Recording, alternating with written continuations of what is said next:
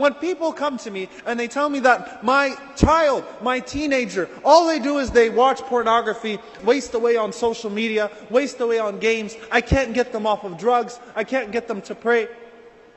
I remember a hadith of the Prophet sallallahu alaihi wasallam. شكى رجل إلى النبي صلى الله عليه وسلم بقسوة القلب. A man came to the Prophet ﷺ and said, my heart has been hardened. فَأَوْصَاهُ أَنْ يَمْسَحَ رَأْسَ الْيَتِيمِ. Rasulullah ﷺ told him, you should accompany an orphan and you should caress his head. Caressing the head, يَمْسَحَ رَأْسَ الْيَتِيمِ, the literal meaning is to caress the head. It means acquaint yourself with people that are less fortunate. Acquaint yourself with the orphans. Acquaint yourself with the problems around the world. With your brothers and sisters all over. With your brothers and sisters locally. With the homeless people and the displaced locally. Acquaint yourself with those circumstances, with those situations, with those people. And your heart will naturally be softened. Because the world is no longer all about you. It's no longer nafsi, nafsi in this world. It's about something greater than you. And if you want to tame your nafs, attach it to a cause that is greater than itself. Attach it to something that is greater than its shahawat, than just its desires. So when I go online, I'm not going to waste away on idle things. You know what? I'm going to read the news. And I will be grieved. And I will think action and solution. What can I do to change it? I'll be interested in what's going on around me. Interested in the world. Interested in changing this world. Because the world doesn't revolve around me. And subhanAllah, when you're in that state of mind, you know, I always remember my father. May Allah subhanahu wa ta'ala bless him and preserve him.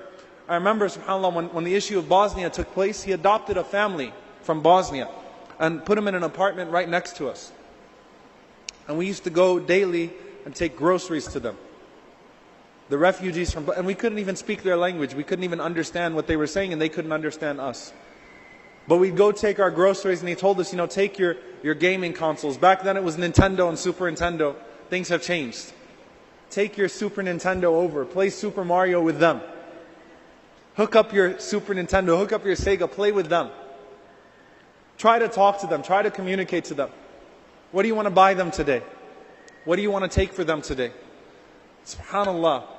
As we would go there, wallahi, I would be too embarrassed to ask my dad to buy me a new pair of shoes. I'm seeing these young people that were just like me, teenagers, and here they are, and they're in a country that they don't know. They've lost their parents, and they're in a foreign place, and they're living in an apartment that they don't, I mean, look at where they are.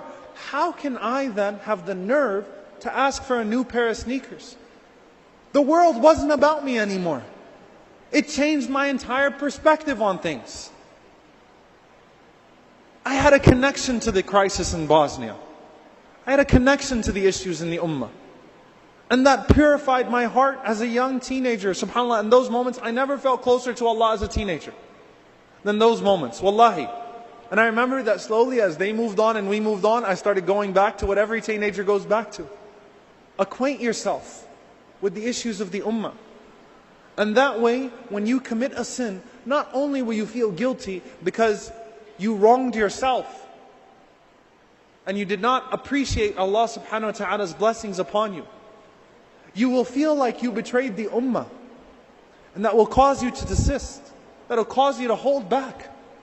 Because when you break the lid of that bottle to drink, when you go party, when you commit that sin, when you sit in that gathering, when you dress the way you do, when you act the way you do, you are causing hardship to the ummah. I don't want to bring that hardship to the ummah.